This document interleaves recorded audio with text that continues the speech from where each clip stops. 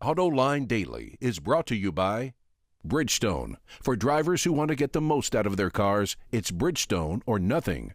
Dow Automotive Systems, improving durability and increasing design flexibility with Betamate structural adhesives at dowbetamate.com. And by Hyundai. Experience the 2011 Hyundai Sonata today at HyundaiSonata.com. This is Autoline Daily for October 11, 2011, and here's what's happening in the global automotive industry right now. 2 years ago I said it was going to happen, and now it's happening. Even though it was Fiat that saved Chrysler, now Chrysler is saving Fiat. Bloomberg reports that Chrysler's operating profit is now 87% higher than Fiat's. Analysts say Fiat would be very vulnerable right now without Chrysler. But you know, part of the problem is that Sergio Marchionne has been spending most of his time working on the Chrysler turnaround. And speaking of Chrysler, it's reportedly going to kill off the Dodge Grand Caravan in 2013.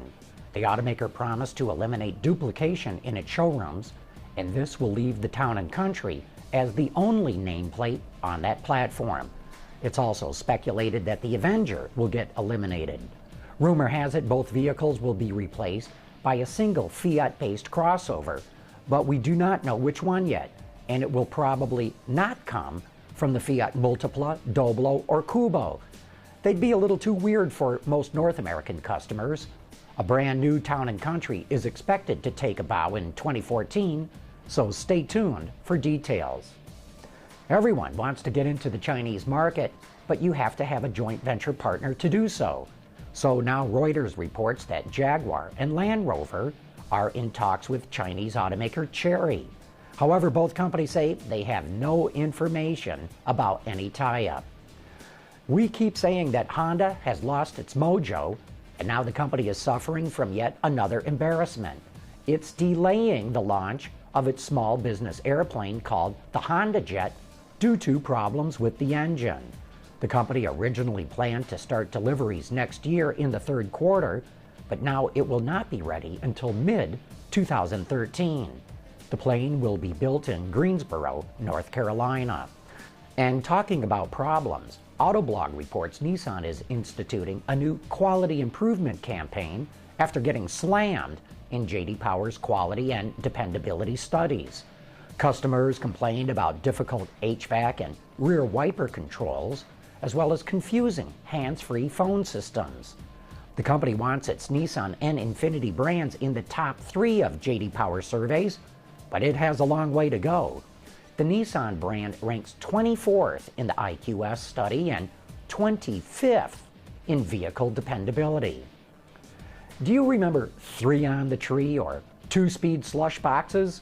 Coming up next, a look at how they're now squeezing 9 gears into a gearbox. Look at this.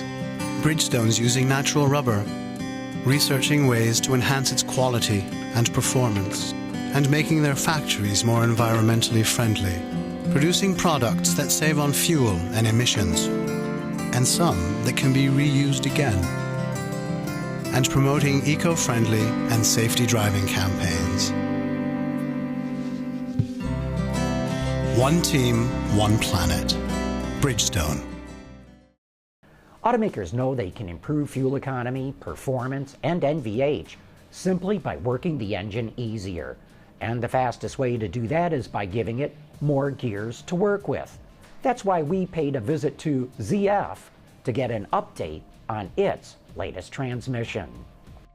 I'm talking right now with Dr. Peter Ottenbruch, the Chief Technical Officer or the head of all research and development for the ZF Group, one of the giant transmission companies based in Germany. Great to have you here, Dr. Ottenbruch. Thank you. Now, we're looking at a 9-speed automatic transmission for front-wheel drive cars. When I was a boy driving, growing up, we had 3-speed automatics. Now you've got 9 speeds. Why so many gears? The reason for the many gears is that we have a very broad spread of ratios in the transmission. The difference between the lowest and the highest ratio is close to 10. And you have to have more than 3 gears to handle that, to keep the drivability in the transmission. And that is the reason why we have 9 at that case. 9 was not our That's a target. The target was to have the spread of close to 10. Well, and I imagine then that helps in the performance of the vehicle, especially from a fuel efficiency standpoint. Right, that's exactly the point. I think in the IAA show of this year, it is all about efficiency, fuel efficiency, CO2, but also lightweight. And so we want to contribute to that, and so we bring that product that helps save fuel, something like 16% compared to the competitor's transmission. 9 gears is a lot. How do you package 9 gears inside the transmission? That is the result out of a research work on more than 15 million of different transmission principles that we have. And we took that out because it allows us to put the gears into each other. And that makes it that short, having 9-speed, not longer than a 6-speed automatic transmission as we have it on the market today. So these gears nest inside one another. That is the reason why it is that short. Amazing, because it is very much a compact design. It is a compact design. The second issue that is important on that is normally you use like clutch packages to break or connect the parts of the transmission. We use dog clutches for 2 of them, and they are also very small, very compact, very narrow to the center of the transmission. That gives us excellent handling and a good degree of efficiency. Dr. Ottenbruch, thank you so much for explaining this. Thank you. By the way, the powertrain experts tell me that we're soon going to see 10-speed transmissions. They say that's going to be the max that we're ever going to see, but I remember when they said we'll never get more than 7 gears in a transmission. Hey, don't forget to join us this Thursday night for Autoline After Hours.